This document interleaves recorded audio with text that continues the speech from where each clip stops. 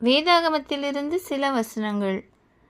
கர்த்தருடைய வார்த்தை எனக்கு உண்டாகி, அவர் பிதாக்கள் திராட்சை காய்களை தின்றார்கள், பிள்ளைகளின் பற்கள் கூசி போயின என்னும் பழமொழியை நீங்கள் இஸ்ரவேல் தேசத்தை குறித்து சொல்லுகிறது என்ன?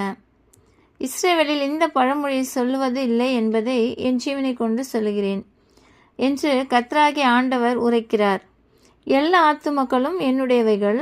தகப்பனின் ஆத்துமா எப்படியோ அப்படியே மகனின் ஆத்துமாவும் என்னுடையது. பாவம் செய்கிற ஆத்துமாவே சாகும்.